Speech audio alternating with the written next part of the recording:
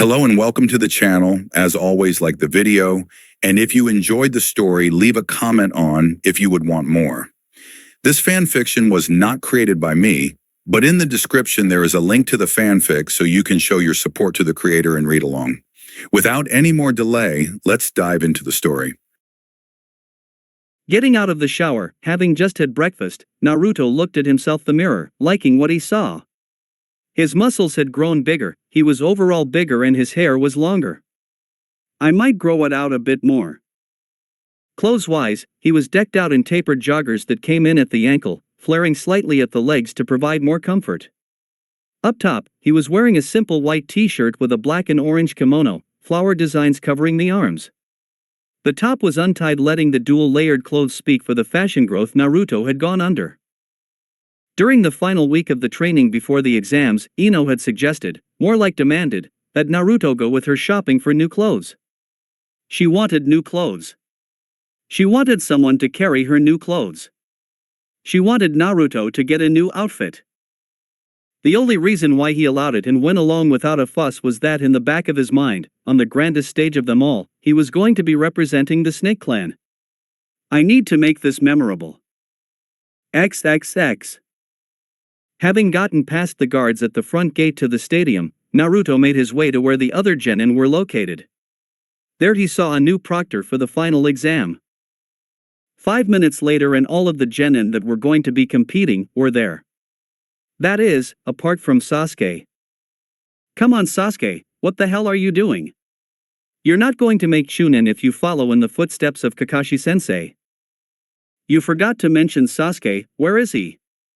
Naruto questioned, wondering where his teammate was as he wanted to fight him and prove once and for all that he was the better of the two and that he no longer looked up to him and that they were equals.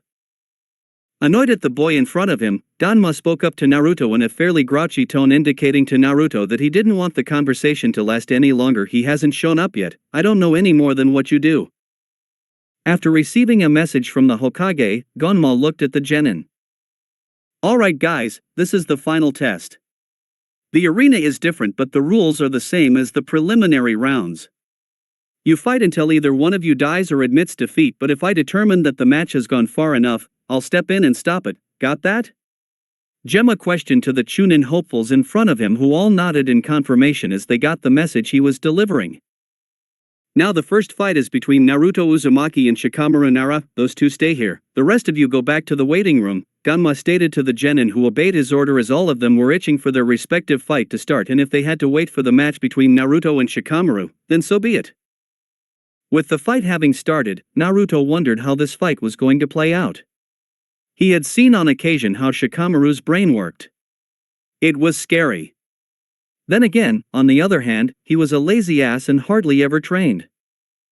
Despite being mildly irritated about Naruto not giving him the decency to even look like he paying attention, Shikamaru made the most of the situation by wordlessly using the famed jutsu of his family. It was not long after Shikamaru used his jutsu, it latched onto Naruto Uzumaki. Boos started ringing in from the stadium at the lackluster fight. They were expecting a show and all they got was one where Naruto didn't even bother trying.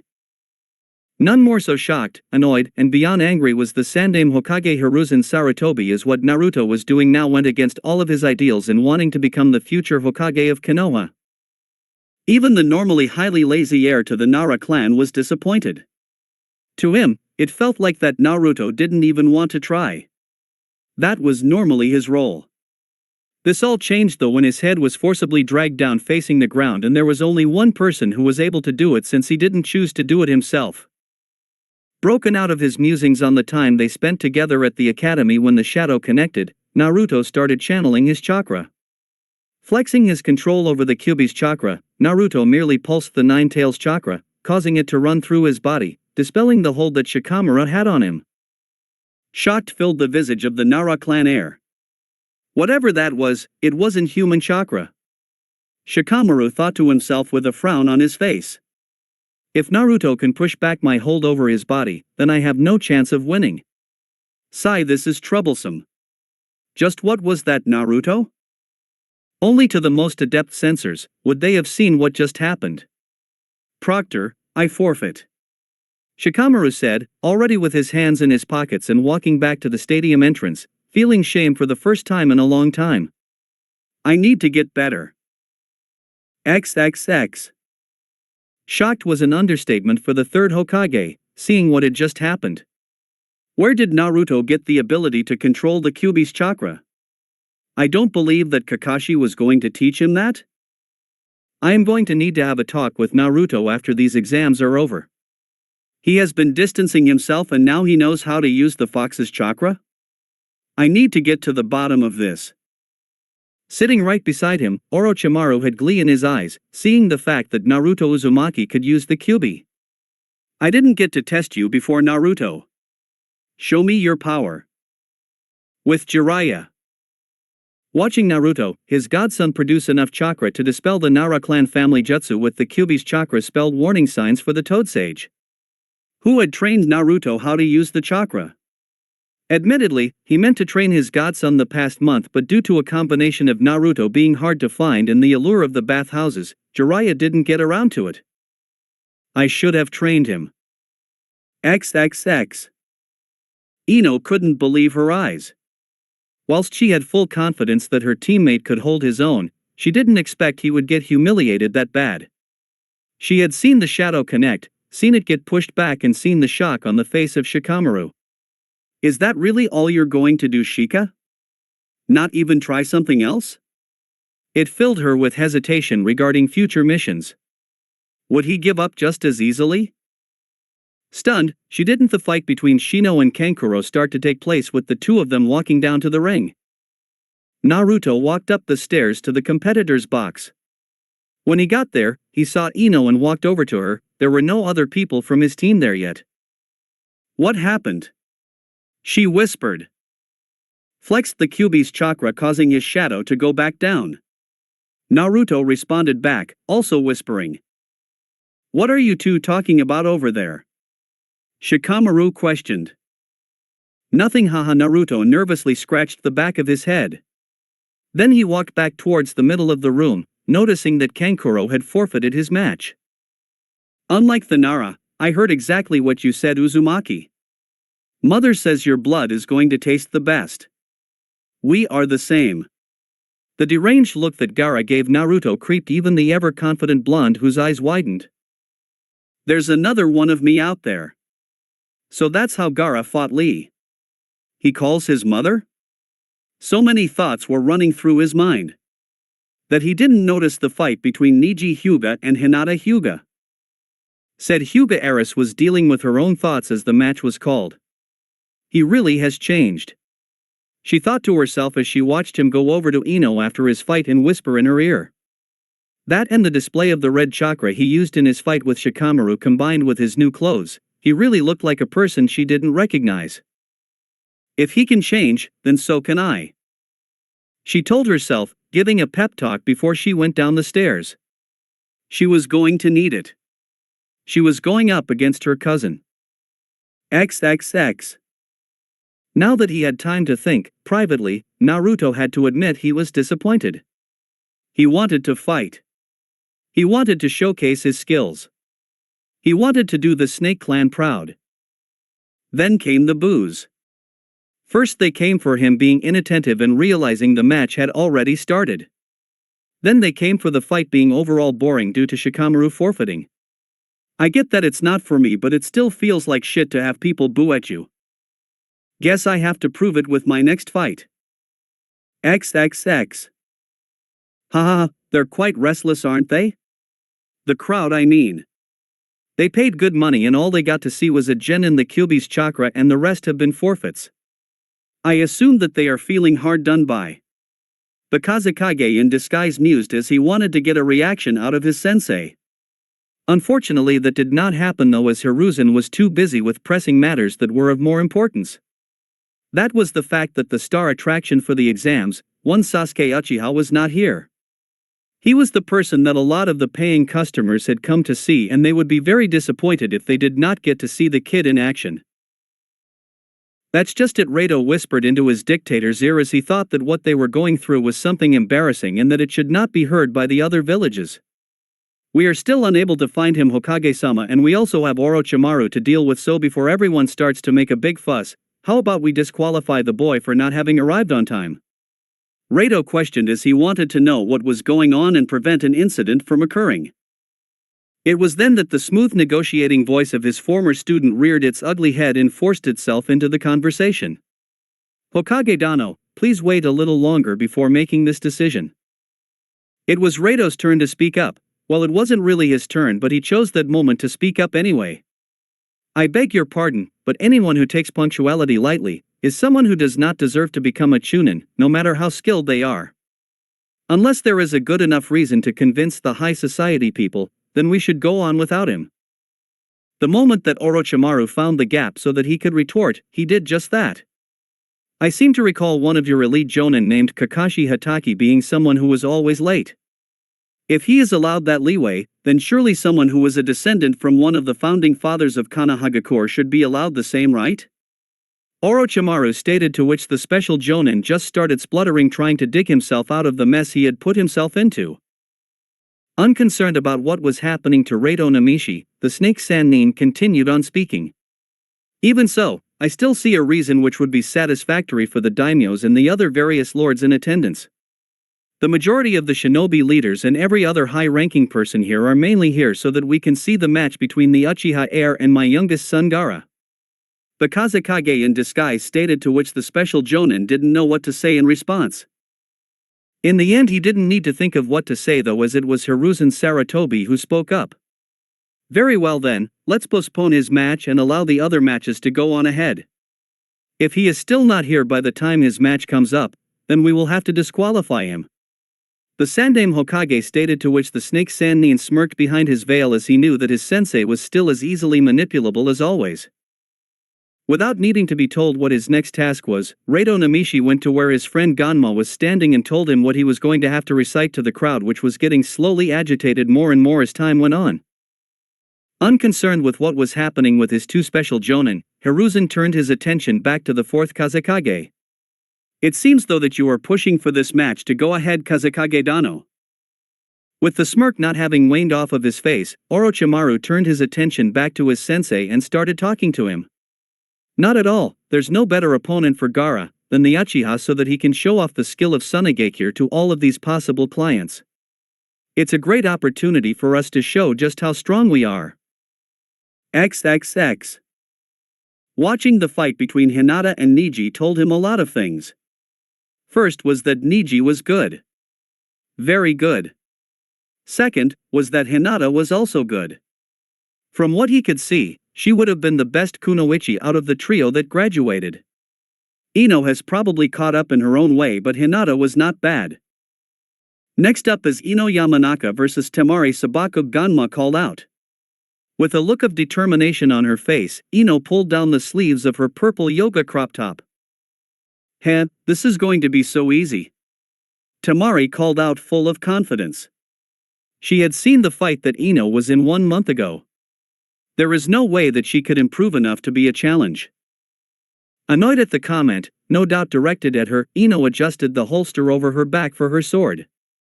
Then she followed Temari down the stairs. Good luck, Ino. Naruto called out in the background, putting a smile on her face. Temari, being as confident as she was in her fight against the Yamanaka, didn't even look over her shoulder, fully assured that her opponent was going to be no threat at all. She didn't notice the hand signs taking shape.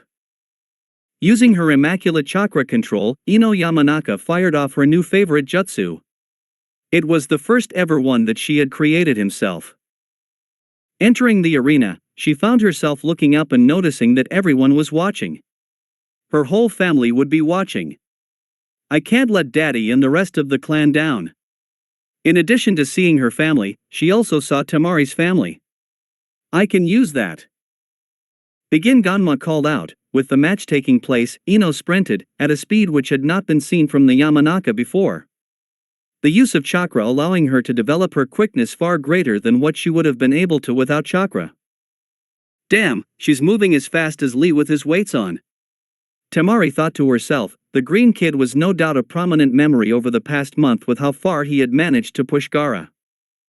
Jumping backwards, Temari pulled out her fan, right as Ino pulled out her tanto. Racing close, Ino prepared to swing her sword with her right hand. Temari, as she was about to swing her fan, unleashing a powerful wind ninjutsu, she saw the free hand of Ino going through hand seals. "You can do one-handed ninjutsu!" she screamed, alarmed. Just who is this girl? She was nothing a month ago. Nothing. Something like that. Still think this is going to be easy? Ino questioned with a smirk on her face. This bitch needs to be taken down a peg or two. No one says I'm easy. If you embarrass me, I'll kill you. The voice of Gaara rang through his older sister's head. Not ninjutsu but genjutsu. Quickly, Temari swiped her fan against her leg, corking it in the process but breaking the genjutsu. You bitch. You have no right to use Gaara against me. You don't know what we've been through. As she said this, a violent gust of wind shot out from the fan, terrorizing the arena. It caught Ino, who was so close, yet unable to deliver a blow with the blade. At the last minute, she tried to dodge but got hit in the stomach, pushing her back into a tree. There was a solid thud as smashed into the tree. Ouch. That hurt. I just need to wait a bit longer for my jutsu to take effect. Avoiding a direct confrontation, the pale blonde slipped into the trees, put her tanto back in its sheath and quickly went through some hand seals. Still reeling from being surprised so much with Ino having grown so much in the past month and her leg reeling in pain from having to break from the genjutsu, she didn't notice the follow-up genjutsu. Demonic illusion, hell viewing technique. XXX. That's my girl. Inoichi proudly called out to both Shikaku and Choza in the audience, proud to have seen just how far his little girl had come in the space of a month. She's really come far. If she keeps showing more, she might even get promoted to Chunin. Choza replied whilst eating some popcorn. She's going to have to show more though if she wants to win this fight. Shikaku muttered, still bitter about the previous fight, watching his son give up so easily. He couldn't be too mad though as Shikamaru got the worst possible matchup. There's no other genin in Konoha that would be able to break out of the hold except for Naruto and the Kyuubi's chakra. Don't be so pessimistic, Shikaku. Inoichi said with pride still evident in his voice. XXX. There in front of her was a young Gaara, screaming out for support and assistance. No one was around him. Not even herself. She saw the raw pain and unbridled emotion in the eyes of her younger brother. She saw the desperate look for reassurance and there was no one to support him. Not their mother, not their father, not even their uncle Yashimaru. Worst of all, neither herself or Kankuro, those that loved him the most, were there. Instead, Gaara was left alone on the streets of the sand village, all by himself, lonely, lost and afraid. Get out of my fucking head, you bitch! Temari screamed, this time balancing her fan on the ground vertically and channeling chakra to break the genjutsu. Fueled with rage, Temari recovered her fan and let out her strongest jutsu. Wind release, sickle weasel jutsu. Ino jumped out of the way, yet remained hidden in the tree canopy foliage.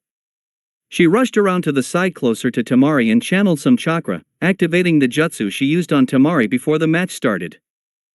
Mind-body memory feedback jutsu. Ino called out and Temari waited with bated breath. Barely concealed anger came to the surface as she didn't feel anything happen. It's too quiet. What the hell did you do to me, you tree-hugging bitch? Temari shouted, firing off yet another one of her jutsu, destroying more of the arena. Smirking with pride, Ino sifted through the memories that came back to her. She was now finally being recognized as a serious ninja. It was her pride and joy, the mind-body memory feedback jutsu. She had spent weeks studying as much as she could about the human mind for an idea that came to her. What if she didn't need to control the enemy's body? What if she could merely get the memories of said person to make her genjutsu that much more effective? Glad I explored that thought. Going through yet more hand signs, although she was feeling the strain as a bead of sweat dripped down from her forehead, Ino channeled her strongest genjutsu. Genjutsu, memories of the mind. In front of Temari, she saw a scared Gaara, being stared down by Yashimaru, kunai in hand. This is what Gaara told me about. She's recreating information that she got from my brain. Temari saw red. Stabbing herself quickly with a kunai, she channeled even more chakra into her jutsu and swung it at the remaining trees.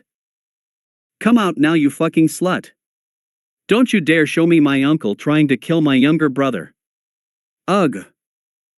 Having barely dodged the attack, Ino shot forward with her chakra-enhanced speed. Drawing on her tanto, she raced forward and got inside the guard of Temari and slashed her sword. Doing her best to avoid the incoming attack, Temari swore internally as she realized that she was not as fast as Ino. Maneuvering her arm as best as she could, she avoided her vital organs being hit, but her arm copped the brunt of it, getting sliced swiftly, causing blood to come out immediately.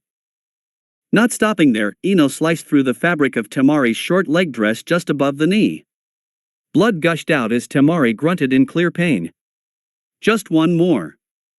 Ino mentally told herself, going for the hip. It got blocked with Temari put her fan into the ground, went to kick Ino in the face using her boot. By the skin of her teeth, the Yamanaka arrow stuck under the kick and cut the knee, going from the back of her leg all the way up to her glute. Ah! Temari screamed out in pain, dropping down to the ground as blood started pouring out of the wound. This match is over. Ganma shouted out, much to the enjoyment of the crowd, who immediately started cheering. Medics! He immediately followed up with, as this girl needed help, fast. XXX. See that Shikaku? Inoichi turned around to his best friend with a smug expression on his face. Does that count as doing more? All Shikaku could do was sigh at Inoichi's antics. However, he was nonetheless proud of her hard work. If only Shikamaru would try.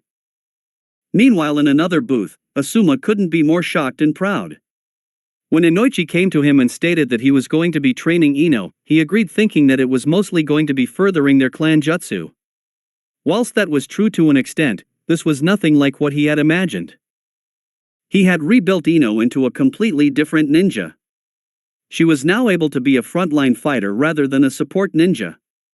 As much as he knew it was necessary for this fight, he couldn't help but feel aggrieved that it would alter the dynamics of Team 10.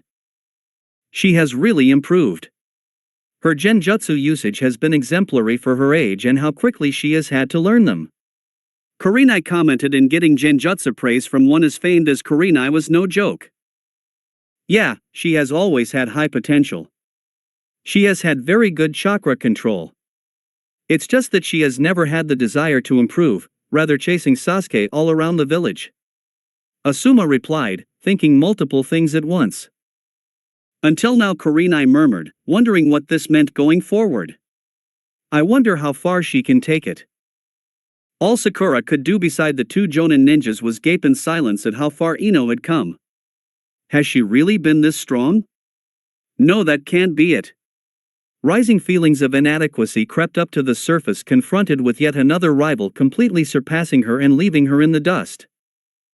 First Sasuke, then Naruto, and now Ino of all people. XXX. Wow, that was really impressive. You should be proud. Naruto called out as he watched Ino come up the stairs with pride evident on her face.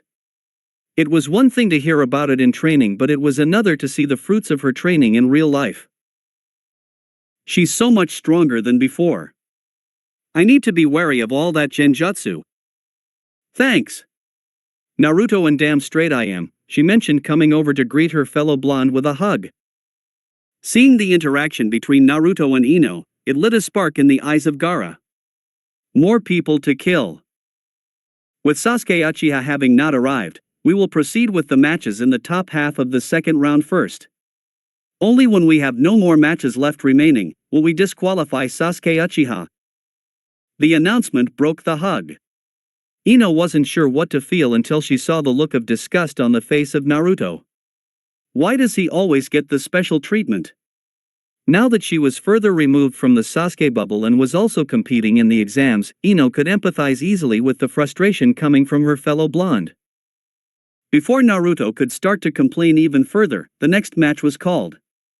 Naruto Uzumaki vs Niji Hyuga. With frustration evident, Naruto jumped down and started walking down the sides of the arena wall. There was a tense silence in the stadium as right now the crowd didn't know what to think about the new Uzumaki Naruto. This was an Uzumaki Naruto that defied all preconceived conceptions on how the blonde-haired boy used to behave. Originally they thought that the boy would struggle through trying to find a way to break through the defenses of the shadow-wielding ninja with the use of maybe one or two traps that he had gained unconventional experience using them through the pranks that he did on the village. In the end they thought that he would get caught in the shadow of the Nara clan heir where he would force the demon container to give up. They certainly did not expect for Naruto to manage to beat the son of the Jonin commander of Konoha through the simple use of the Kyuubi's chakra. For those who had reservations about Naruto and were traumatized with what happened 12 plus years ago, it made all those feelings of inadequacy and fear resurface with a vengeance. What was even more surprising was the fact that the boy didn't even have to show a single jutsu to suggest what he was capable of. It was clear to the shinobi in the audience that the boy that left the academy as the dead last had changed. The question was just by how much? Would it allow him to fight the Hyuga prodigy? It was even confronting to no longer see him wearing that infamous orange jumpsuit. It was the bane of many Chunin's existence when they had to chase him around the village and after one of his many pranks. Now they couldn't identify with the happy-go-lucky blonde and it concerned them. What had caused him to change and what was he changing into? These were the thoughts notably of Hiruzen Sarutobi, trying to piece together critical information. The worst part about all of this though for Jiraiya and Hiruzen was that with keen eyesight, they noticed emblazoned on the kimono top was the Snake Clan emblem. Just how far had they let this slip that Naruto was now affiliated with the Snake Clan? That surely meant he was getting this from Orochimaru, right? XXX. You are a failure, you are in the same team as the Rookie of the Year and the Kunoichi of the Year. That means that you were and still are the dead last of your class. It was only fate that you ended up battling 1010 where your wind affinity completely outclassed her long-ranged weapons. Since I don't rely on the weapons as heavily as 1010 does, it will be me who will just prove the fact that whilst you got dealt a good hand by fate, your luck has run out as you will lose against me. The prodigy of the Hyuga clan stated in an overconfident fashion that just oozed out of him. Is that it? Naruto questioned with a bored look on his face. Is that really it? The whole "you're going to lose to me and there's nothing you can do about it" spiel? If that's the best you can do, then we might as well get this match started. Affronted that Naruto gave him the same amount of attention that he normally gave to others, Neji was raring to go. Proctor, please start the match. Neji stated to Ganma, who could only nod as if he was honest with himself. He thought that this fight that was going to take place right now was going to be the best fight of the tournament. Analyzing Neji as he tried to find any weaknesses in his ninja abilities, Naruto noticed that Neji was nowhere as calm and collected when people spoke to him about. There was an underlying stream of bitterness and anger to him. In preparation for what was about to come, Naruto did what any sane shinobi who didn't have great taijutsu that was going against a member of the Hyuga clan. He pulled his sword out. Neji stumbled for a second, surprised to see Naruto with a sword but regained confidence and then raced forward, confident in the ability of the gentle fist. Not to be outdone, Naruto started running at Neji as well. Naruto had his sword in his right hand behind his back as he tried to conceal which move he was going to make. With his free hand, Naruto slipped his fingers into the shuriken part of his weapons pouch and pulled out a shuriken that was made from high-quality metal which allowed elemental chakra to be channeled into it. Despite the fact that Neji did not have his Byakugan activated right at the moment, he still had impeccable eyesight. Noting the intended trajectory path for the shuriken, he moved the smallest distance required to miss the incoming attack and still kept up the pace towards Naruto. What Neji did not expect, however, was for his opponent to be able to channel chakra into his weapons. It was something that only Chunin were supposed to do, and the initial estimation of Naruto the dead last was that he was worthless. This underestimation proved to be costly as Naruto's futon-enhanced shuriken landed a substantial cut on the left bicep of Neji. It was enough to make blood freely visible to people in the crowd as it dripped down the boy's arm. Realizing that he had underestimated the rookie genin who was running at him, Neji activated his Byakugan and quickly slipped into a taijutsu stance. This fight is going to take my full attention. To the trained eye of anyone ranked Jonin and above in the stadium, they noticed that Naruto was channeling wind-natured chakra into his weapon, surprising the lot of them as they thought that this was a skill which was far too advanced for someone like Naruto Uzumaki. They wondered just how many other skills that Naruto had that he hadn't yet shown and was saving for a later date. There's no way I can't dodge them. I can't even channel chakra into my arms to block like Gai-sensei said. Niji thought to himself, watching the thin white streams of chakra coming off of the blade. I need to end this sooner rather than later. Niji thought to himself as looked back down at bleeding from his arm. As much as he wanted to use straight taijutsu, Niji pulled out a kunai. He couldn't take the same luxuries that he did last time. Not wanting Niji the time to come up with any plan, Naruto continued on his assault using his sword and swung a horizontal strike aimed directly at the hips of Niji. Quickly calculating that he wouldn't be able to dodge it, the Hyuga prodigy used the kunai in his hand and blocked the swipe from Naruto. It did not last for long though, as Niji quickly realized that his weapon was not going to last long up against cutting power of Naruto's sword. He used the slowed momentum of the sword to jump back and try and find a way to disarm Naruto of his sword as it was becoming increasingly frustrating. Sprinting at Naruto at a pace that only Lee could keep up with, Niji threw the half of the kunai in his hand at the right thigh of Naruto as a distraction. It worked a charm for the Hyuga prodigy, who noticed that Naruto shifted to his left to dodge the attack. This was exactly what he was desired, and it allowed Niji a free shot on the exposed arm of Naruto which held his sword. Striking the arm with ease, collateral damage occurred when the falling blade still had remnants of chakra running through it. It clipped Niji's forearm on the way down to the ground. Fuck! Niji rarely ever swore, but the match was getting to him.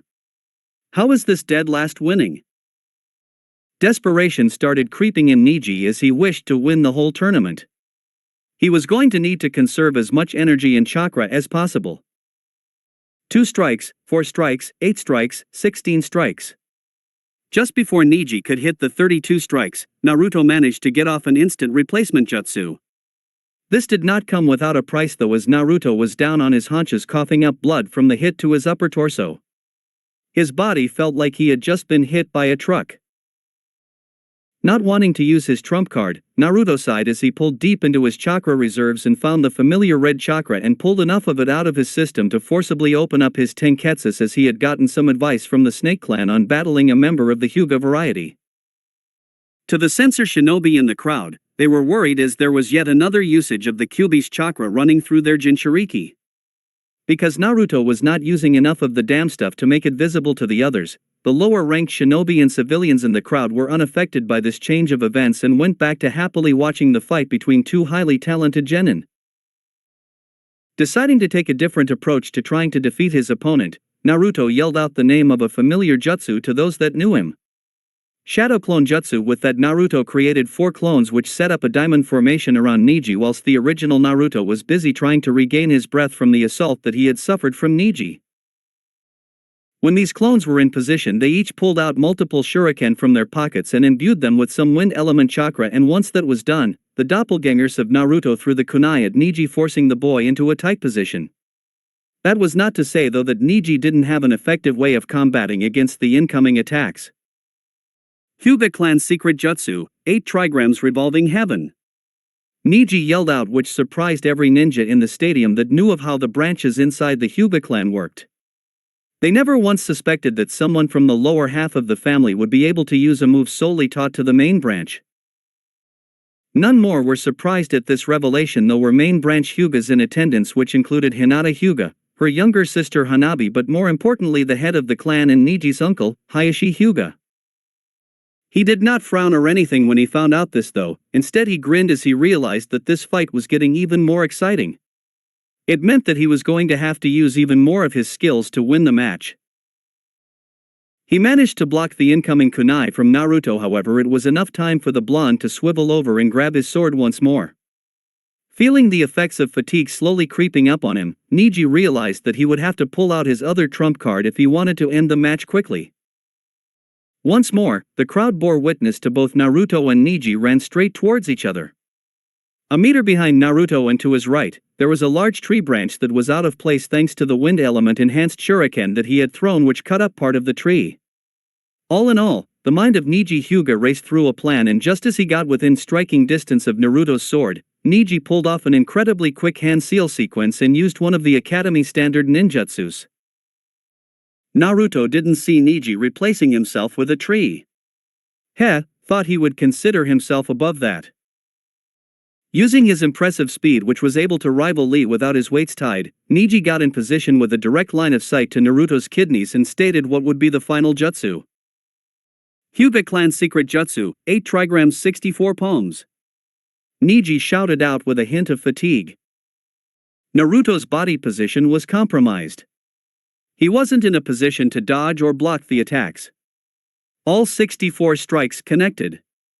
It hurt. It hurt a lot.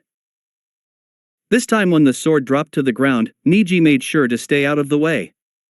The final strike to this impressive combination of blows to Naruto ended with a double-handed open palm thrust into the lower torso of Naruto, hitting where the pancreas and kidneys were. As usual, Niji was one to channel chakra into his strikes as he caused Naruto some serious pain. Because of the precise hitting on display from Niji, this was an action that caused the blonde-haired boy to start coughing up blood as he lied motionless on the ground. These were signs that Naruto was suffering from some internal bleeding right now and meant that he was essentially defeated. It was times like these that Niji truly believed that there was such a thing called fate, as it allowed him to become the best genin that Konoha had on its roster. I have hit 64 chakra points along your body, you can no longer stand. It's painful, isn't it? Stay on your knees, because before you is a power that you cannot change, and realize that a dead last loser like you is worthless. Having your dreams achieved through hard work and determination is an illusion. Fate is the only constant in life apart from death, and it has decided that you will lose your match right here. Quit continuing right here. I have nothing personal against you, it is just that I was fated to win the Chunin exams and you were in my path. Niji stated in his composed yet slightly arrogant tone of voice, which made Naruto angry, although that anger was not entirely centered on Niji. It was mostly self-inflicted anger, as he wished that he hadn't dropped his guard down to allow Niji that free shot which he surely took. If he hadn't have allowed Niji to take that hit, then he would have been able to continue on with this match, which he would have eventually won thanks to the fact that Niji was tiring whilst he was not, thanks to the QB sealed inside of him. If he was healthy, then he wouldn't have to listen to the ramblings, this fate-spouting nonsense. Despite the situation that he was in at the moment, Naruto was hoping that by possibly stalling for time during his fight with Niji, he might be able to find a way for him to regain some of his motor function, which had been stripped away thanks to the strikes on his tenketsus. Why, if you're this strong, with eyes that can see everything, do you mentally attack everyone who tries hard to make their life better than their situation? Why do you put down people who have hope that their future can change into something better just because you yourself have lost hope that things can change? All it sounds like is that you have given up on life and are taking it out on others. What a sad life. Naruto questioned, and by the visible tick that was in the eye of the Hyuga prodigy, it seemed that the blonde-haired boy had definitely struck a nerve with that remark. With the closing of his eyes and the deactivation of his Byakugan, Niji held a smirk on his face as he felt kind of good that he got to badmouth the main branch of the Hyuga clan directly in front of Hayashi, whilst there were tens of thousands of people in the stadium able to hear what he had to say. Alright, fine, if you're going to go that far, then I will tell you. The moment that this finished, Naruto slowly managed to get to his haunches, still trying to catch his breath, the Hyuga's destiny of hatred. Thus it was the start of the tale as to why Niji Hyuga believed in fate. Gasps were heard around the arena. Whilst a lot of shinobi may have known about the dirty laundry of the Hyuga clan, the civilians rarely did. Large-scale murmurs took place in the stands. Reputation was everything for the Hyuga clan, like most other clans. It was so hard to build and capable of being destroyed in seconds. It was right here in this moment that Hayashi, who was initially thinking about telling Niji the truth about the unfortunate events which led to his father's demise, chose to instead not tell Niji and instead give him a rather stern talking to once this tournament was over. Unperturbed by these recent developments that were happening in the crowd, Niji continued on speaking. I don't know how much it hurt when your father was killed because I am an orphan, but thinking that destiny is all decided because of that is a huge mistake. As the words were coming out of his mouth, Naruto grew more and more confident. There was no way he was letting the day of his birth determine the rest of his life. He had put in too much effort and struggled through too much to come just this far. Angered by the fact that he felt that his opponent didn't know anything about pain and suffering, Neji charged at Naruto with the intent to end this match whilst in the process, severely injuring Naruto as well. As he was charging in, the black-haired boy had one thing to say to Naruto. You could never understand the pain of being branded with a symbol that you could never get rid of yourself. This was all going according to plan for the young prodigy of the Hyuga clan except for one thing. During the time of the speech, Naruto had stalled long enough for him to recover enough so that he could tap into. Unfortunately, Neji, I can. Naruto said with a sad expression on his face as the moment that he heard those words come from Neji, he had visions of his harsh childhood that he wouldn't want to wish on his worst enemy. Before Neji could land a strike on the boy who was still crouched down on one knee, Naruto's hands quickly placed themselves into the tiger hand seal as he started channeling the chakra of the fabled giant fox demon throughout his body, opening up all of the tenketsus that Neji had blocked off with his previous attack. The resulting explosion of the Kyuubi's chakra around Naruto was enough to send the Hyuga prodigy, who was only about 1.5 meters away from Naruto, back in the direction in which he came from without his consent. It even managed to give the boy a rather harsh burn on his leg from where the chakra of the Kyuubi directly touched his skin. Thanks to the chakra running through his body, Naruto was able to move at a speed which rivaled that of Neji and Lee when he had his weights taken off. The first thing that he did was that he ran over to where his sword was laying on the ground, and the moment that he grasped a hold of the weapon, it seemed to come to life as Naruto unconsciously channeled the Kyuubi's chakra into the weapon whilst also converting it into wind chakra. As Naruto's left hand picked up the sword, the boy known as Naruto Uzumaki used this time to pick out multiple shuriken with his right hand from his pocket and threw them at Neji. The moment that they were just about to leave Naruto's hand, the blonde-haired boy channeled the combined wind chakra from the Kyuubi inside them, which made them even more deadly. Thanks to the large amounts of chakra running through them, they were now able to easily slice through trees, and they even managed to cut through the stone, keeping the stand up. Well, 1/4 of the way before the acidic chakra of the Kyuubi melted the shuriken and they fizzled out into the nothing. Closing out the distance, Naruto targeted the right hamstring of the Hyuga. Since Naruto did not have a good control over the futon element, let alone when adding into the equation that he was using the Kyuubi's chakra to power this attack, the cut into the thigh muscle of Neji was jagged and rough, which definitely made the pain that the boy was going through all the more excruciating. Ah! Neji screamed out in pain, as what he was going through right now was easily the worst injury that he had sustained throughout his entire life as a ninja. The burning sensation which was coming from the wound was so painful. It was as if it was burning his leg from the inside out. That was not even counting in the fact that he had a bloody hole in his leg. Jumping back when he felt the familiar feeling of sword going through skin and muscle, Naruto knew that this match was over. Even if Neji was able to move, the boy wouldn't be able to move to standard, which would allow him to fight on even terms with a rejuvenated Naruto thanks to the Kyuubi's chakra. Proctor, I believe that this match is over. Once that was said, Naruto turned his attention to Neji, who was lying on the ground. I failed the graduation process a total of 3 times on my way to becoming a ninja, but you know what the one thing that stuck with me through this whole time? It was my determination to make a change for the better. No matter what situation you are in, despite how impossible the task seems, you can always be 1% better tomorrow than you are today. That's what I tell myself, and I have gained more control over my life than I ever had before, Naruto firmly stated. As these words were coming out of the mouth of Naruto, the Hyuga prodigy had an epiphany in what he was supposed to do with his life. This was to do with right at the time this happened, there was a bird that flew over the head of Naruto, and it allowed Neji to see the error in his views. Still, there was a tournament going on, and there was a badly hurt competitor on the field, who if not treated soon, could lose his limb. That was why Gunma Shiranui called an end to the match. Winner of this match is Uzumaki Naruto, the Senbon-sucking special jonin announced in a loud voice to the crowd, which was met with a dead silence. Of course they would never cheer me. I used too much of the Kyuubi's chakra. When will I get thanked for what I do? The moment that this happened, there was a member of the ANBU Black Ops wearing a cream cloak signifying that he was a captain, and came into the center of the arena and picked up Neji before anything else could happen. As she was sitting with her teammates Shino Aburame and Kiba Inuzuka, Hinata admitted to herself that the Naruto she once knew and loved had definitely changed and did not look as if he was ever going to go back to the happy-go-lucky idiot that she loved and admired. This new Naruto was one that she didn't like that well since he had caused serious harm to her cousin. He had stabbed Neji straight through the leg with his sword. This was definitely not the Naruto that she knew. The Naruto she knew would give Neji a few punches and then win through some unpredictable strategy.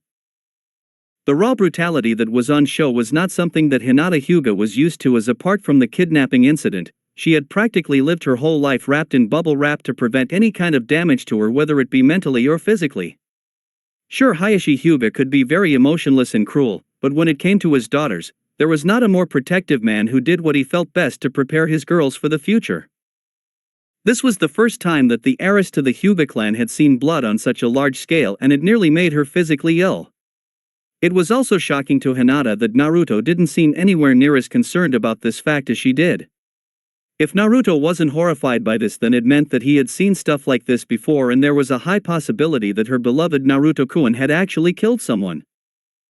Immediately, Hinata dismissed the thought of that because that was just something that the spiky-haired knucklehead ninja would not do, as he would always try and find a way to end things with a peaceful outcome. It was one of the things that she loved about him. The moment that this tournament was over, she was going to go to her sensei Kurenai and ask for some advice on what she should do about her crush on Naruto. The boy was changing too much far too quickly for her liking, and it was not the Naruto that she fell in love with. XXX. For Hiruzen Sarutobi, who was sitting in arguably one of the best vantage points in the whole stadium to watch Naruto versus Neji, things weren't looking good for the professor of Konoha, as he was almost about to have a heart attack, as it was if he was watching a younger Orochimaru fight in the body of Naruto. Naruto was carrying himself in the exact same way that Orochimaru did. He used the same sword movements, the same clothing that he wore as a teenager, and the scary part was that Orochimaru and both Naruto had the same elemental affinity. How had he failed to not notice all of the similarities between Orochimaru and Naruto? He had been blinded by the fact that Naruto was such an overly happy person in life that he forgot about trauma Naruto could be carrying based on his childhood? It looked as if that Naruto had already been converted into a believer of his former student, and that was just not acceptable. This was because there was no chance in hell that Anko would ever bother to teach somebody what she learnt under her sensei through the apprenticeship.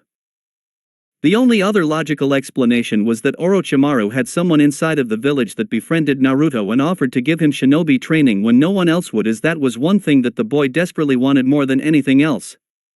No doubt during these training sessions this person taught Naruto how to use the Hibi Kenjutsu style. To Hiruzen this was just unacceptable, as Naruto was Konoha's greatest asset if the village ever went to war, as he had the potential to be the strongest shinobi in the world thanks to the Kyuubi. If Naruto could control it to the same level in which the younger brother of the current Raikage, then he would instantly become the strongest shinobi that Konoha had at its disposal. Though the worst thing about this situation was not the fact that Orochimaru had gotten his fangs into Naruto, it was the fact that Hiruzen had allowed for Naruto to become that easily manipulable. Konoha had failed Naruto. There were many people who could have put more effort in, and yet, using a multitude of excuses, they didn't. It filled the aging man with a deep sense of regret and self-loathing, as he knew that there was a whole lot more that he could have done to prevent this situation. I did the bare minimum under the guise of being the Hokage. XXX. As these thoughts were running through the mind of Hiruzen Sarutobi, the person who was sitting right beside of him, who was impersonating the Kazekage, had a completely different set of thoughts running through his mind. How does that Kyuubi Gaki know my Kenjutsu style? I made sure not to teach it to Anko. This is something that I certainly have not taught anyone, not even Kabuto, so that must mean that there is only one available conclusion. That is that the Hibi clan must have taught him. This was something that Orochimaru was highly concerned about, as it meant that they had found a successor to him. He knew that he had always been treading on this ice ever since he started conducting his experiments on humans. They had told him that they wouldn't support him if anyone found out about it. From there on, the relationship between himself and the clan that had trained him in how to use Kenjutsu were slowly drifting apart, as he was becoming more and more determined to unlock the secrets of immortality. To anyone else looking on, this was descent of Orochimaru into madness. Then it came to the point where Orochimaru decided that what he wanted, needed was to have the same powers of the Sharingan so that he could copy every single jutsu to help him in his quest for immortality and knowing every single jutsu. All in all, what this boiled down to was that the Snake Sannin had come to the conclusion that they had chosen the boy who had the nine-tailed fox sealed inside of him as the one who would succeed him. It came without a shadow of a doubt in the mind of Orochimaru that there would come a time where they would order dear little Naruto to come and kill him so that they could get their hands back in the possession of the legendary Kusanagi blade. With that in mind, Orochimaru had to go over and revise the plans of the invasion inside of his mind, because he knew that to kill the Gaki, he would have to deal a lot of damage thanks to the Kyuubi sealed inside of him, as he knew a lot about the regenerative powers after having discreetly studied the previous Jinchuriki. New plan: make sure the Uzumaki dies. Orochimaru signaled to his team. XXX. Having just arrived for the tail end of the fight, Sasuke was blessed with the privilege of seeing Naruto use the red chakra. He knew it had a name, he just didn't know what it was. What he was able to see though was the fact that Naruto himself had some hidden power that made him special. Not as special as himself now that he had the power which Orochimaru gave him. To think that the kid who graduated with the lowest marks in recent history was able to improve this much in such a short amount of time, well, it both scared and motivated Sasuke to train that much harder so that the gap at least stayed the same. If it kept closing, how was he ever going to be able to go up against his brother?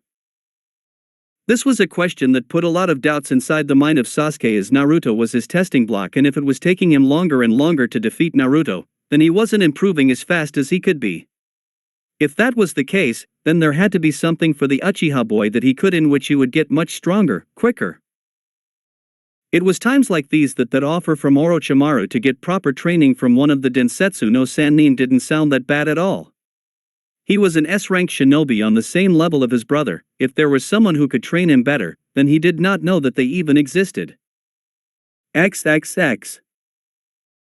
The walk up the stairs to the competitors' arena was one that allowed the blonde Uzumaki time to reflect back on all of the changes that he had made to himself in the past 6 months from his graduation of the Konoha Academy into a fully fledged shinobi. Paramount to his thoughts was that he could see the fear in their eyes. Regardless of if he was using the chakra to fight for them, all they associated was the fox's chakra. Had he been his old self, he was sure he would have either gotten boos or cheers. The fact that he got silence was even worse. Taking a look up into the competitor's box, Naruto saw a slightly insane look on the face of the only other Jinchuriki in the nearby vicinity. It was at that instant that Naruto knew that what happened to Rock Lee was only a small taste of what was to come for Sasuke. Oh well, that's not my problem. Sasuke's attitude needs a serious kick in the nuts. On his way up the stairs, he noticed that there was 2 people in front of him with their backs turned against him. Wondering what the hell this was all about, as there was a rule that only shinobi competing were allowed in the halls, Naruto waited by to see what their motive was. "Stop!" they shouted in unison, although Naruto knew that they did not know he was there, as their attention was on someone else, just the way Naruto liked it, as he liked it when people underestimated him just so that he could prove them wrong. These low-level tournament fights such as this, the Chunin exams, are great for the rich people to bet on, and that is why many of the ministers are here, to win some money. That is why you have to lose this fight you're just about to enter. At the end of their speech, Naruto instantly deduced that whoever they were talking to was either Gaara or Sasuke, although he assumed it was Gaara, as Sasuke would rather go for the flashy entrance rather than the sedated one which the Jinchuriki of the Ichibi no Shikaku chose. Not even bothering to reply to their question, the cork on top of Gaara's gourd burst open and hit the face of the unsuspecting Chunin, who was overconfident that he and his friend would be able to stop Gaara from entering the fight. This didn't even bother the son of the current Kazekage at all, as sand started flowing outside of his gourd at a fast rate, rushing towards the 2 Kyuzugakure ninjas. They could not do anything is because Gaara was getting more and more irritable. The amount of demonic chakra running through his pathways was getting larger and larger as time went by, allowing the boy to have greater control over the sand surrounding him. Horrific screams was what Naruto heard next as the sand encased the 2 Chunin ninjas, who had no time to escape given where they were situated. What this meant was that Naruto had front row seats to watch Sasuke's opponent murder the 2 ninjas in cold blood, as blood went flying around as if it was water underneath a ninja with a water affinity testing out jutsus. Admittedly, after that brutal display in front of him, Naruto was a bit unnerved, even though his beginner lessons in controlling his facial expressions from the Snake Clan allowed for him to mask this emotion. Gaining reassurance that whatever happened, the demon sealed inside of his stomach would be able to help him out, Naruto walked forward towards Gaara. This was done with his body tensed as he prepared himself for a possible confrontation with Gaara. As he was walking closer to Gaara, Naruto could feel the effects of the Kyuubi's chakra trying to make its way to the surface and forcibly enter itself into the boy's chakra pathways as it wanted to fight the Shikaku right there and then. The moment that they met each other side by side, Gaara uttered some whispered words that only Naruto could have heard, even if there were other people around to listen in to their conversation. After I have killed your teammate, I will kill you next, as mother is calling out for your blood, Uzumaki Naruto. Not being one to be intimidated, as he clearly remembered from Manda that the mental side of being a shinobi was just as important as the physical side or the chakra side of it. Go ahead and try. You won't like what happens. Not even bothering to stop and confront Gaara, Naruto continued on walking as he went to the stands where he could meet his sensei and tell him about the impending annihilation which was about to come.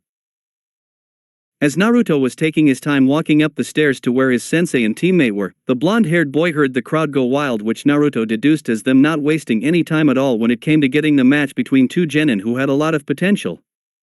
From what he could hear, it was fairly clear to Naruto that Sasuke was the shinobi who had the upper hand right at that moment. What did surprise Naruto though was that his sensei was not the only sensei standing with some of his genin comrades. There was the sensei of his most recent enemy, Might Guy. The thing that made Naruto smirk and let out a small chuckle though was the fact that Guy was not wearing his trademark green shinobi spandex suit. This filled Naruto with pride as he remembered the bet that his sensei had with the guy, where Kakashi had a lot of pride in his skills as a shinobi. This was what reminded Naruto of the fact that since he won the bet, his sensei promised him that he could allow Naruto more chances to see Karen once again. Instead of the green spandex which constantly made women make judgments concerning the sexuality of the elite jonin, Guy was now wearing only his chunin flak jacket, which was not zipped up. All those girls are looking at him. I want muscles like that. There was a spot inside of Naruto that didn't want to see Sasuke get so seriously damaged, mainly because of the fact that the boy had lived an incredibly hard life already through the death of his parents at the hands of his brother. If something like what happened to Lee happened to Sasuke, the last Uchiha would probably just become a walking husk of a person. If you want Sasuke to have to live, then you are going to have to end this match right now, Kakashi-sensei. The blonde-haired boy stated as he made his presence known. To say the least, Rock Lee did not know what to think, as he knew the person who he had been striving so hard to beat for as long as he had been in the academy had been beaten by someone else. It was a severe blow to the boy's pride. As far as Lee was concerned, Neji was the measuring stick. Was it now, Naruto? Kakashi-sensei, if you want Sasuke to reach his 14th birthday, then you will want to end this match right now. Naruto stated to his sensei, who was surprised that Naruto was here. Admittedly, he thought that Naruto would be recovering from his fight with the Hyuga prodigy. Naruto-kun, it seems that whatever it was that you did during the 1 month certainly paid off, as you have definitely improved as a shinobi. I am sure that since you improved so much in such a short space of time, then you must be easily able to realize that other people could improve just as much, just as quickly. Just keep watching and you will find out why we were so late.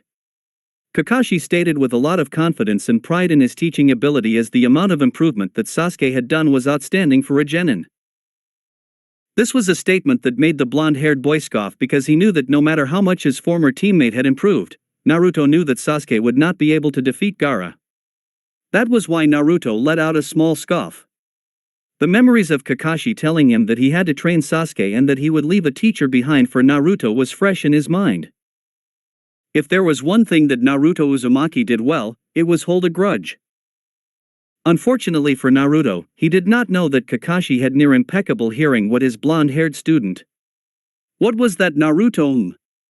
Kakashi stated with a questioning eyebrow directed at Naruto, as he was now not staring at his Ika book in his hand. Gaara's different from every other person here, he stated with full confidence. Taking offense and full of confidence in Sasuke, Sakura spoke up. Whilst Gaara is strong, so is Sasuke. There is no way he is going to lose to that sand freak, so sit down and watch, dumbass. The moment that Kakashi had heard the statement from Sakura, he immediately came to the conclusion that Team 7 was never meant to be a cohesive unit for the village of Konoha.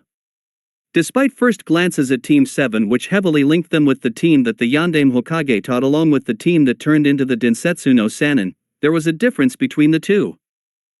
That was the fact that the dead last was actually catching up to the kid who had been hailed as a prodigy so fast that it drove the team dynamics apart. This was in conjunction with the fact that the knucklehead was not afraid to voice his opinion, and since he was getting stronger really fast, they had to value his opinion. Not really knowing how exactly the blonde-haired son of his sensei would handle that comment, as it was one that affected Naruto much more than what it would, had it been directed at someone else, Kakashi hoped nothing bad happened. He was wrong though. Why should Sasuke forfeit Naruto? Kakashi questioned, indulging his student. Because Gaara has had a really tough childhood. Similar to mine. Naruto mentioned, hoping that Kakashi would get the message without having to disclose just how similar he and Gaara were. Flashing images from textbooks came through his mind regarding the Sand Village. That was that the Ichibi no Shikaku had implanted the ability to control sand bestowed upon his Jinchuriki so that it could protect itself from any danger. The comparison to these abilities was uncanny with what the boy fighting Sasuke had to offer, and it made Kakashi realize that Gaara was a Jinchuriki. This startling realization was one that the silver-haired man did not like at all. He certainly did not want Sasuke to suffer the same fate as Rock Lee, as he knew that the end result would be even more disastrous. At least Minigai had his naive optimism and exuberance to keep him going through this tough ordeal. If Sasuke was in the same situation, after having suffered everything at the hands of his elder brother, well, here was a very high chance that Sasuke might kill himself. It was at this point where Ino Yamanaka came up to the group. "What's going on?" she questioned.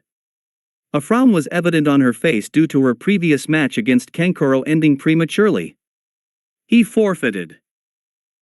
Ino looked over at Sakura, noting that she still seemed as invested in Sasuke as ever without paying any attention to Naruto. "What's that move that Sasuke-kun is using? You can even see the raw chakra coming off of his hand." Hearing Guy explain how the Chidori was the only ever technique Kakashi had made himself, despite having over 1,000 jutsus in his arsenal, annoyed Naruto. "I guess Sasuke really is his favorite." XXX. Inside the sphere of sand, Gaara felt a warm sensation running down his left shoulder. This was a feeling that he did not like at all. That was why he asked the only source of information that did not lie to him about what it was. "What's this warm stuff?" "Ah. Blood. My blood." Gaara shouted out, as he had never had felt the feeling of being in pain before. The sight of his own blood only compounded onto the emotional stress that he was going through right at that very moment. For Sasuke, who still had his hand in the sphere, he felt something pulling on his arm and he had no idea what it was. Knowing that it was better to be safe rather than sorry, he pulled his arm out. What he did not expect though was for there to be something on the inside that gave a resistance in trying to rip his arm clean off his shoulder. Recharging the jutsu that had inflicted so much pain onto Gaara, Sasuke dealt even more damage as the hand was still lodged into the pectoral muscle of Gaara as he channeled the lightning chakra through it. As he was pulling his arm out, he did not expect to drag something else along with it. That was one of the arms of the Ichibi no Shikaku, although Sasuke had no idea what the hell it was. As this was happening, Guy and Kakashi had their hearts in their mouths as they wished that it was not the transformation into the Ichibi right in the middle of the stadium, although they did not have high hopes. Thankfully though, the injury that Gaara had sustained at the hands of the Sharingan user was enough to make it so that the incomplete transformation was cancelled. It was right at this time though that there were feathers falling in front of everyone who was in the arena.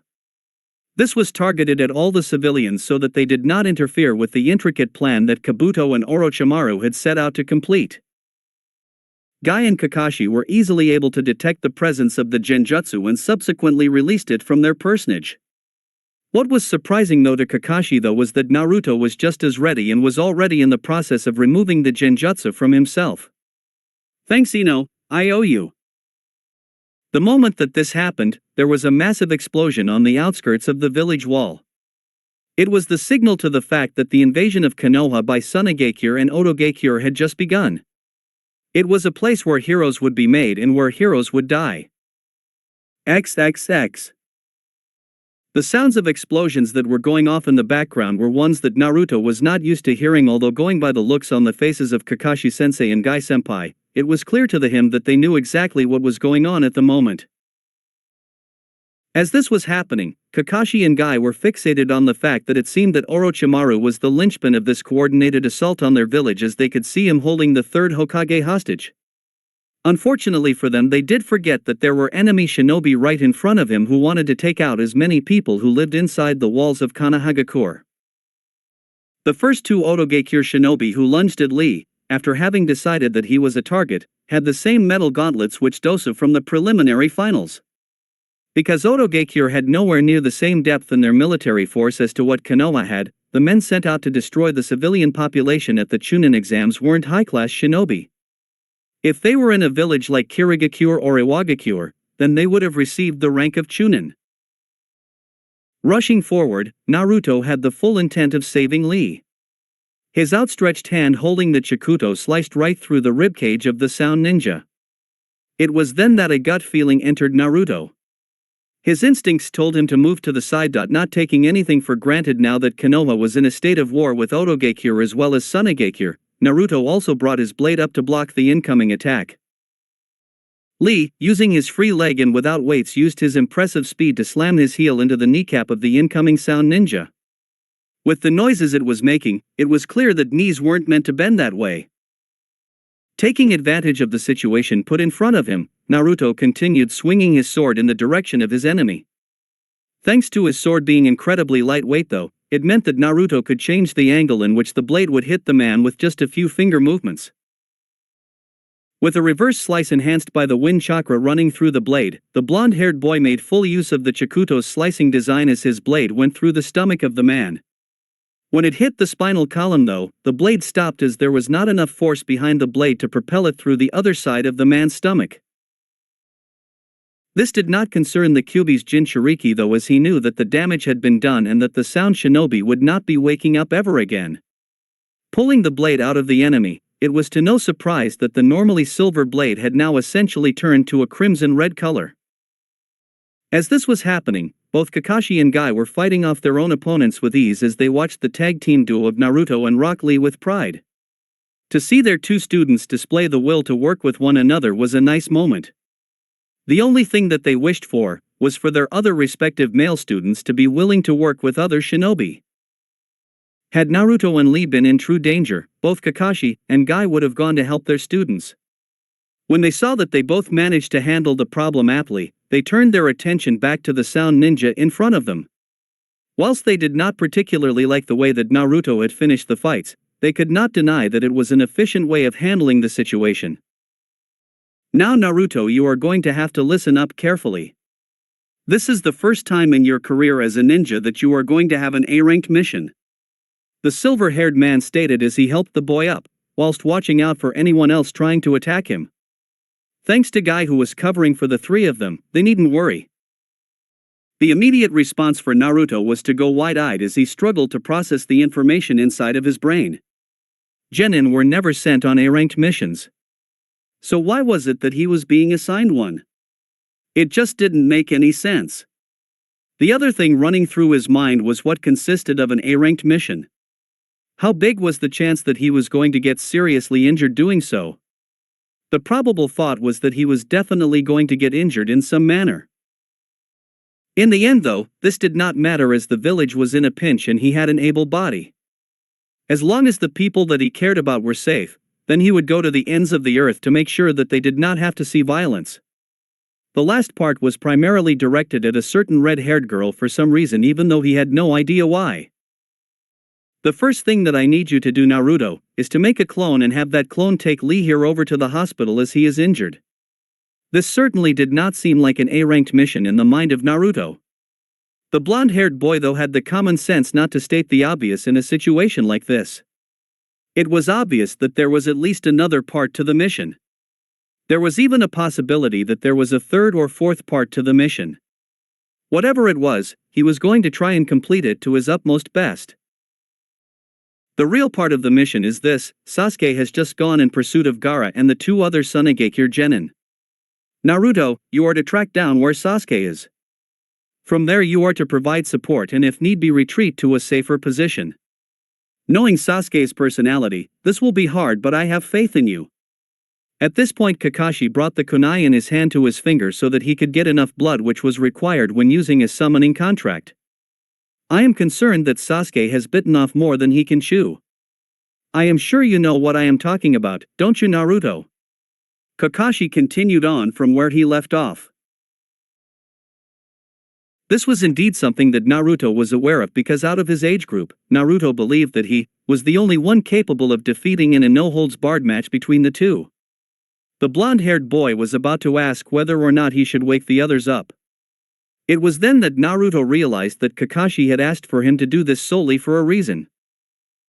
Nodding at what his sensei had just said, Naruto went through the hand seals and made 5 clones of himself in the shadow variety. As Naruto was going through hand seals, Kakashi himself was going through his own, and at the end of it, he planted his blood-smeared hand on the ground. Summoning arts, summoning jutsu. Despite knowing what said jutsu did, Naruto did not have a wide-eyed expression on his face for nothing. The thing that he was wondering about was which clan did his sensei have a summoning contract with. In the end though, Naruto did not have to wait long as he found out that Kakashi-sensei had a summoning contract with the Dog Clan. This guy, Pakin here, will be able to track down Sasuke via the scent that he produces, Kakashi stated. As he was doing this, the silver-haired Jonin was indirectly giving the brown-haired dog the mission. This subsequently achieved a nod from Pakin.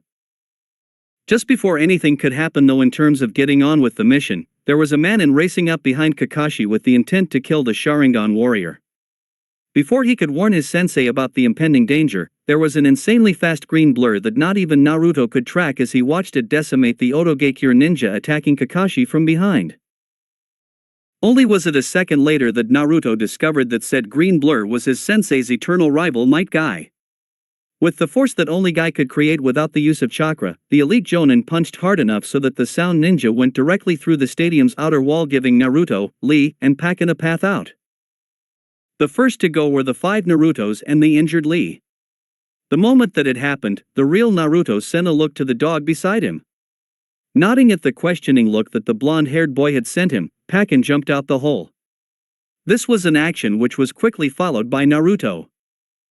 "Come on Ino," Naruto called out right as he was leaving.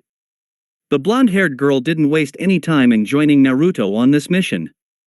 Kakashi didn't have the time to reply, and all it left was Sakura standing around holding a kunai, wishing it was her that went with Naruto. XXX. Running onto the scene where Gaara was fighting his teammate Sasuke, Naruto noticed that he was on a tree branch face first into the ground. The same could not be said about Gaara though, as he was in the process of getting up from whatever attack that Sasuke had used on him.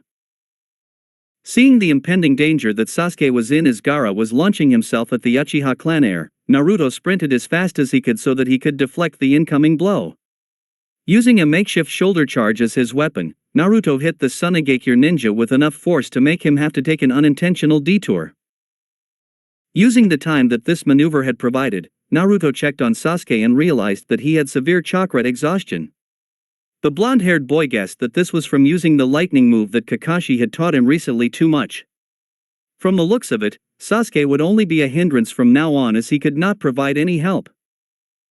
This coincided perfectly with his mission to retrieve Sasuke Uchiha and retreat to a safer distance. As he did with Lee, Naruto created clones to take the struggling to stay conscious Sasuke back to the Konohagakure hospital. The moment that he turned around, Naruto was greeted with a snarling Sabaka no Gaara.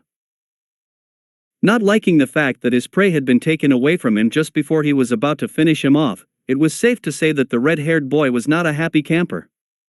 Not wanting for this prey to escape him like the last one did during the preliminaries, Gaara made a dash to the Naruto clones. Going through hand seals as quick as he could, Naruto let off a powerful wind ninjutsu in the hopes of preventing Gaara to get his hands on Sasuke Uchiha. It would definitely be a shame if Konoha lost its most precious bloodline today. Wind release, great breakthrough. Excessive winds came into contact with Gaara and there was damage. Snapping a tree trunk as he careened into it with a lot of force was just the beginning of the fight between Naruto and Gaara. No. I need to fight this alone. This a fight between two Jinchurikis, make sure that no one else gets near us. As much as she hated the idea of Naruto fighting alone, she chose to respect his decision. This is more than just the fight.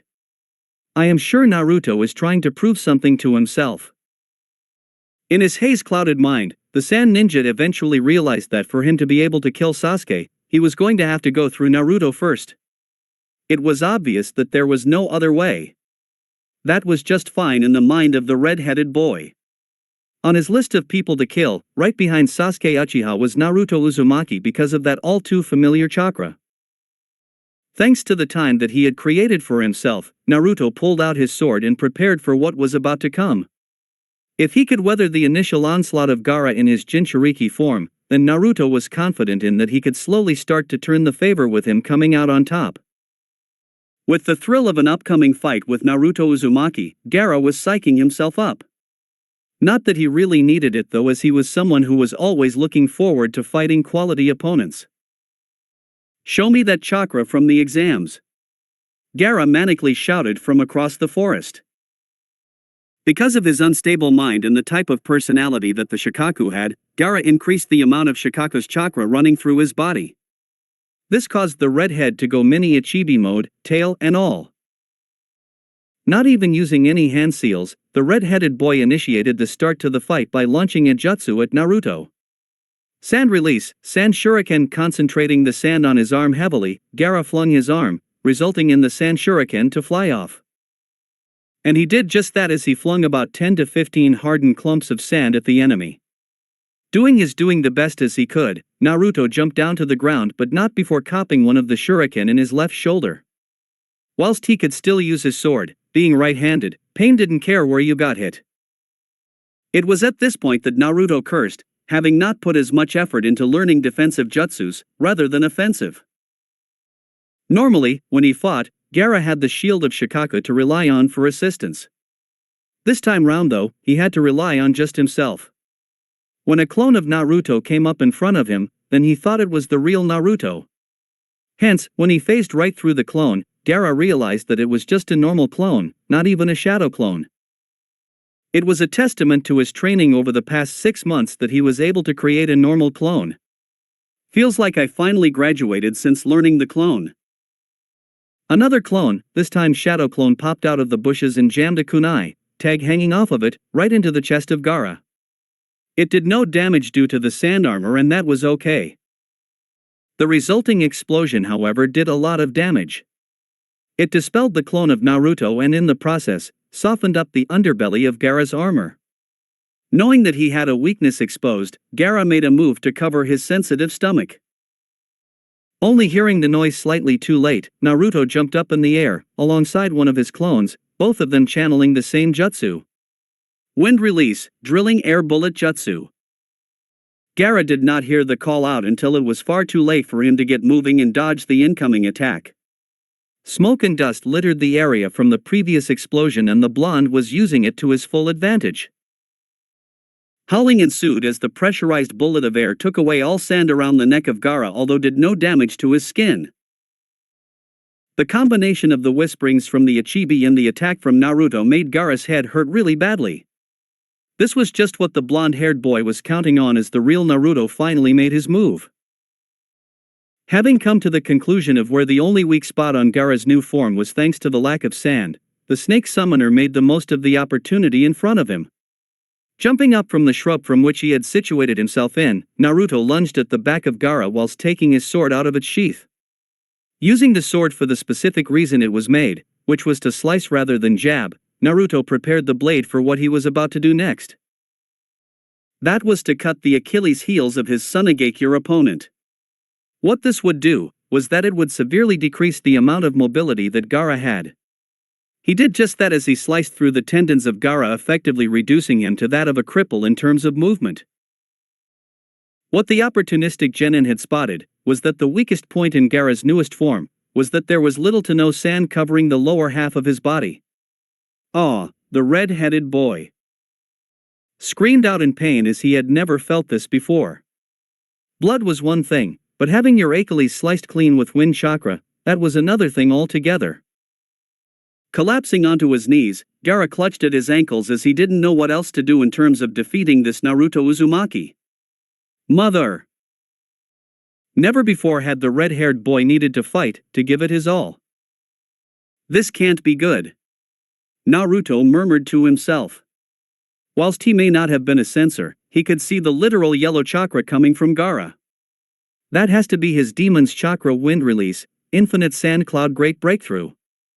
After inhaling a considerable amount of air, Gaara unleashed the jutsu to its full potential. The coarse sand was sprayed all over the nearby vicinity. Nearby trees were dealt the full brunt of it, getting upended and practically disintegrated due to the sand. Even if he saw it coming, there was little that the Konoha genin could do to prevent any damage from this attack. As much as he could, Naruto brought up his arms in a cross shape to block the incoming damage from affecting his vitals. The stinging sensation of having your skin grated down a couple of layers was new to one Uzumaki Naruto. Ugh! Naruto grunted, clearly in pain. Adrenaline was through the roof and pain was at an all-time high. Ah! Naruto heard the familiar cry of his friend Ino. She must have gotten caught up in that jutsu as well.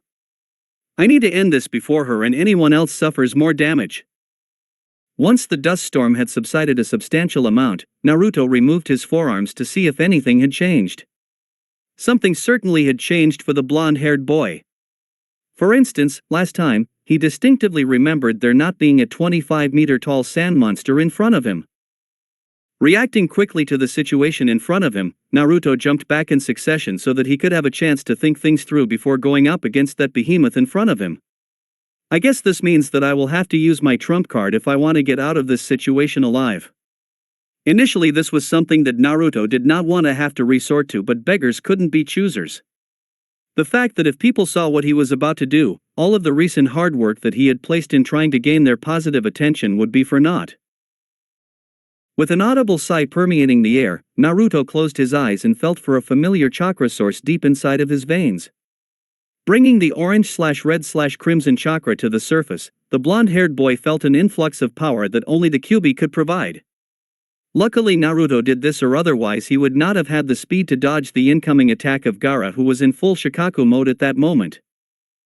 The change was evident to Temari, who was the only person in the nearby area, as she noticed that the hair of Naruto seemed to get a bit wilder, the whisker marks that were situated on top of his cheeks were more pronounced and his teeth seemed to have grown. The biggest change in her eyes though was that Naruto's eyes had taken a drastic turn. Instead of the blue which had tiny black circular pupils, they had now changed into those of a crimson-red color. His irises had changed from their circular form into a slit running vertically. Ino and Temari had stopped their fight and Temari was hobbling on her good leg, resting up against the tree. He must be a Jinchuriki too. There is no way that's a normal genin. So this is the Kyuubi that Naruto was telling me about. She could see the skin on his arms healing itself awfully quickly, however she could also see the grimacing on his face. That healing can't come free. A clear and evident worried expression filtered across her face. Whilst he knew that it was very easy for him to dodge the incoming attacks at the moment, the Ichibi-infused Gaara would eventually start upping the ante. What this would do, was that it would put Konoha, which was behind him, into danger. I need to be in control of this fight. I can't have Gaara dictating the tempo of the match. Naruto had to go on the offensive, tapping even more into the large chakra source situated in his stomach. Despite not having full control over the form, Naruto didn't really have many other options. A tail of raw chakra started to form at the base of Naruto's spine. Watching on, with the Hokage monument in the background from where they were standing, the Yamanaka heiress bore witness to her blonde counterpart staring down a tailed demon. It reminded her of all those stories where the fourth stood between the nine-tailed fox and Konoha. You know, now that I think about it, Naruto looks like the spitting image of the Yondaime Hokage. Nah. Surely. Hang on. Hold the fuck up. Looking back once more between the two, she remembered how Naruto mentioned that he was told his parents died on his birthday. That he had no idea why he had the fox sealed inside him. There's so much more to this. I'm going to need to do some research when all this is over. Wanting to prevent the Ichibi-infused Gaara from going on a rampage, Naruto knew that he had to go on the offensive and deal some damage to Gaara. Jumping onto the highest tree around, Naruto shouted out the name of his next attack. This coincided with him going through the hand seals required to make the attack work. Wind release, pressure damage. Creating a large gust of wind was not an easy feat. In fact, Naruto would not have been able to make it potent enough to face Shikaku without having the Kyuubi's chakra behind it. Since Naruto had not yet refined the jutsu properly concerning his wind chakra, the jutsu was, by a technicality, ranked as a B-ranked jutsu. That was not to say though that with the help of the Kyuubi backing the attack, Naruto easily increased it to that of an A-ranked wind ninjutsu. When the attack collided with the giant structure made out of sand, shit went down. Taking the hit because there was no way in hell that he was going to be able to move the whole body quick enough to dodge the attack, Gaara prepared himself as best as he could. This was via sinking back into the sand so that his upper torso was not in the air. Rough cuts went along the sand trying to make a passage and they halfway succeeded. Naruto's jutsu had even managed to destroy one of the arms of the Ichibi. Shattering a whole entire arm of a Bijou was definitely not an easy feat that anyone could brag about. Surprised at how much damage his jutsu could do, holy fuck. Didn't expect it to be so good. Similar yet different thoughts were going through the mind of Gaara Sabaku as he wondered what the fuck would he have to do so that he could defeat Naruto? Anything that he threw at the blonde-haired boy was thrown back with double the force. Granted yet that he had not used any of his jutsus whilst in full Shikaku mode, but never had he faced such an annoying opponent like Naruto before. As these thoughts were running through the mind of the red-haired ninja of Sunagakure, he was channeling his chakra into where the amputation of the arm had occurred. Thanks to all of the sand that was around him, it did not take much chakra at all for Gaara to recreate an entire limb that was solely made out of sand. Watching this occur, Naruto had one thought running through his mind. Oh, for fuck's sake. He can grow limbs back in that form. These were the raging thoughts inside the mind of the son of the fourth Hokage. What this brought about to Naruto's mind was what was he going to have to do to win against Gaara. He had even used his trump card jutsu which had no effect at all. The blonde-haired boy was starting to lose hope on what he was supposed to next when he noticed that Gaara was returning to the surface and had a very angry look on his face. That certainly meant that things were not going to get easier from here on out. It was then that Gaara decided on using a jutsu that he had already used on Naruto before. This time though he would be using it with much more of the Ichibi's chakra running through his veins.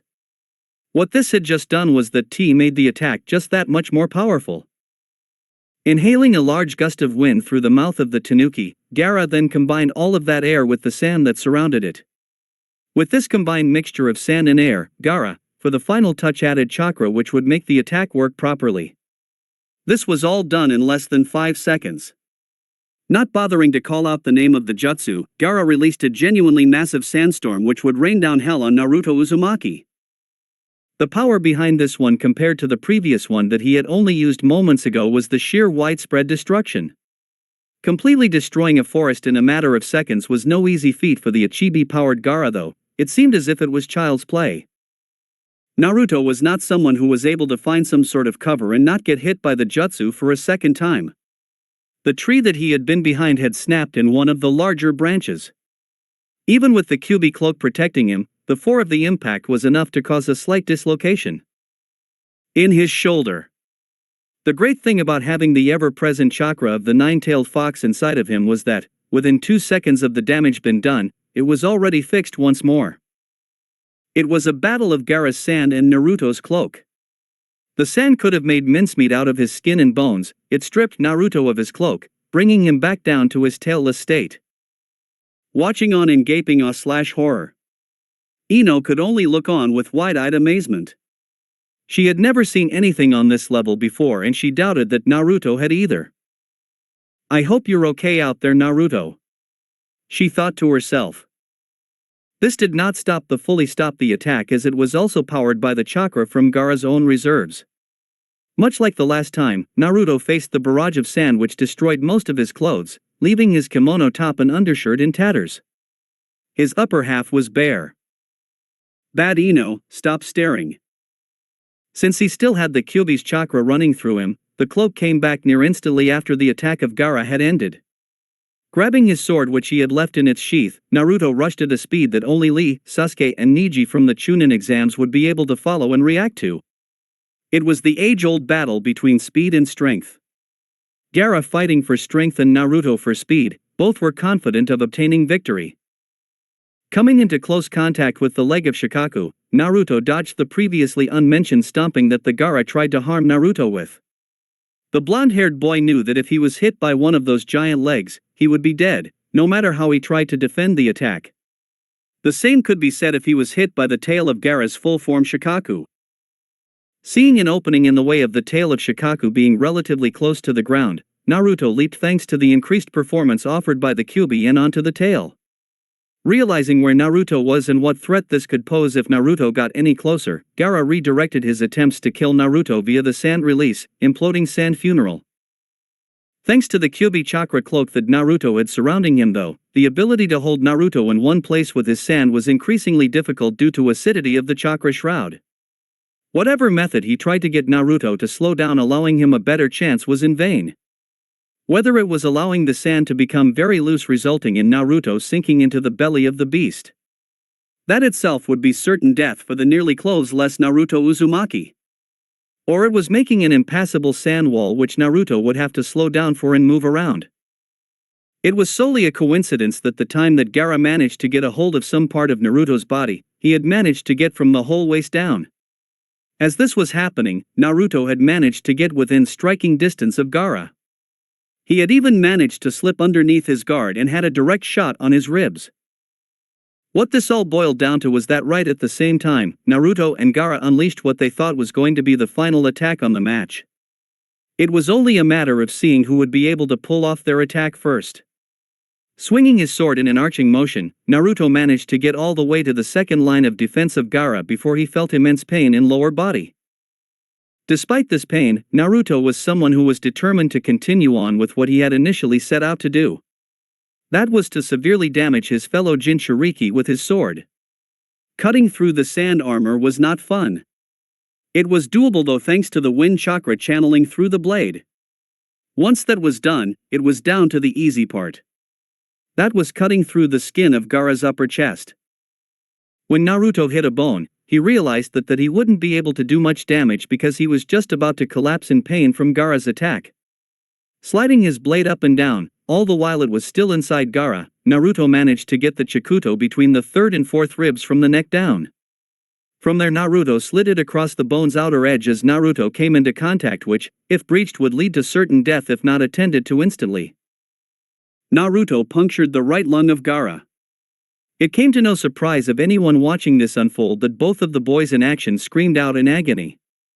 Gaara had never felt anything like this before as he was struggling to get air into his lungs as whatever went down seemed to come out through the hole that Naruto had made. The blonde-haired boy was feeling a similar feeling to that of when he broke his ankle in Kyuzugakure, although in a much more severe way. It was as if his boy had been amputated from the waist down. In case anything happened from here on, Naruto put his blade back into its sheath so that he could use his hands for jutsus. What he did not expect was for when he pulled the blade out, was for it to be helped on its way out by something from inside of Gaara. It was as if there was a gold substance covering Naruto's Chikuto. If all that was bad, well, what happened next was even worse. The entire Shikaku gave way as it started going back to its original form of regular sand without any chakra infused into. Unfortunately for Naruto, who was standing on the edge, near the mouth region, meant that he started to slip through the sand and onto the ground. This was coming from a 25-meter high drop, so this meant that the moment that he hit the ground, he would be dead. Aargh, the son of the fourth Hokage, shouted as he panicked, not knowing what to do until an idea came to him. Thanking himself for putting his sword away, which allowed Naruto to use jutsu, the boy ran through several hand signs. This was happening 10 meters from Naruto's instant death. Since the boy did not have good control over his chakra in his shroud form, Naruto could only summon one snake even if he tried to summon another one. That snake was Manda, who was notorious for not wanting to help out in a situation unless it was against a very strong opponent. Naruto hoped that fighting one of the freaking Bijou would be enough. Huin Jutsu, Kuchios no Jutsu. Sealing Arts, Summoning Jutsu. The blonde-haired boy shouted out at the top of his lungs, alerting the only one in the immediate area that he still had something up his sleeves. That person was Tamari Sabaku, as she could only watch in horror and fascination as to what was happening right in front of her very own eyes.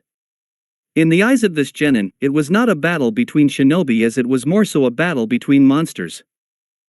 Whilst she deeply cared for her younger brother, she had to admit to herself that even when he wasn't acting like he was before the finals started, she was beyond petrified of him. What scared her the most, though, was that there was someone from Konoha who was able to battle against her precious little brother toe-to-toe. That was even before they started releasing their special powers. In her brother's case, the Ichibi no Shikaku.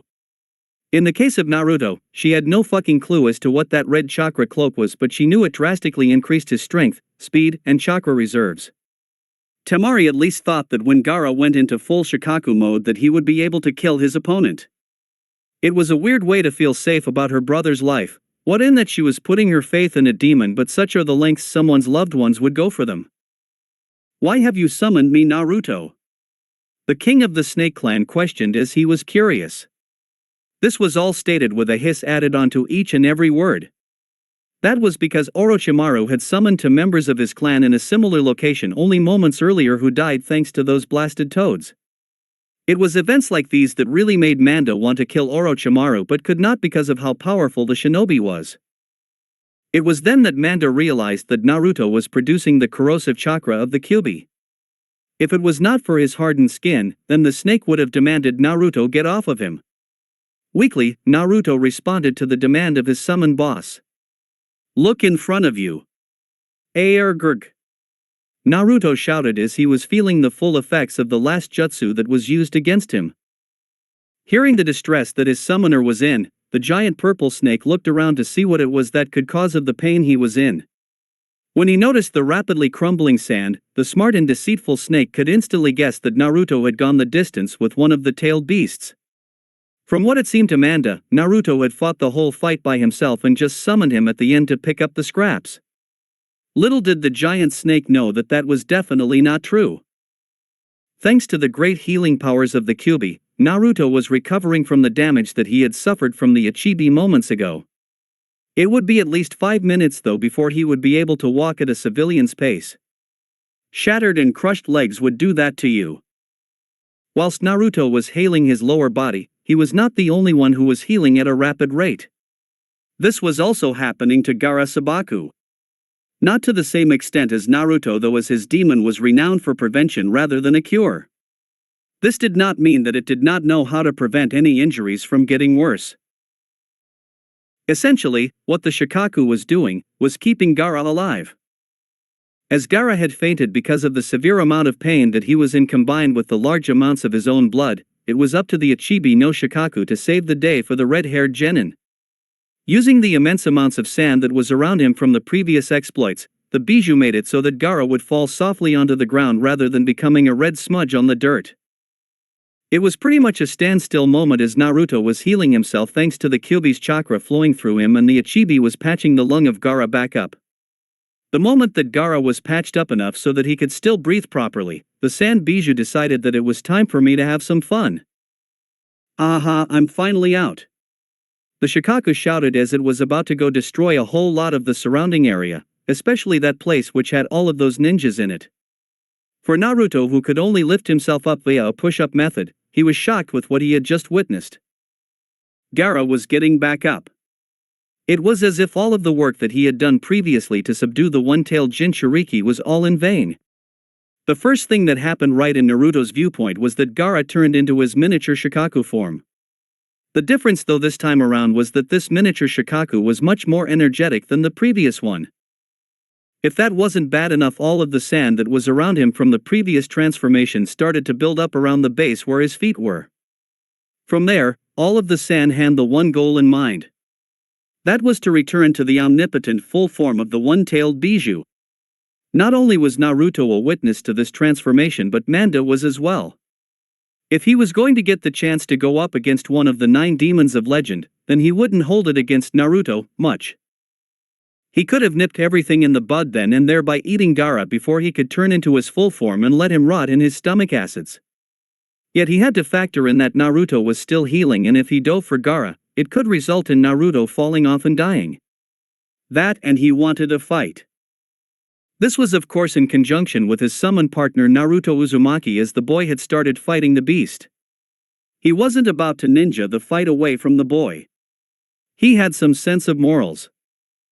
In the end though, it was clear to Manda that he would just have to wait. Naruto was quickly healing the injuries that he had suffered, judging by the movements that he made. The contrasting factor to this though was that the miniature Shikaku was getting bigger and bigger as time went on. It was having a hard time putting itself back together. This was what Naruto managed to notice as he was getting up from his injury-induced haze. Seeing the rising Gaara, Naruto only had one thing on his mind. It was clear to the Jinchuriki that this fight had only just begun. That's it for today. Remember to show your support to the creator of this story if you enjoyed it. If you would like more parts of the story to be uploaded, leave a comment and subscribe to get notified when the story continues. Bye-bye for now, and I hope that you all have a wonderful rest of your day.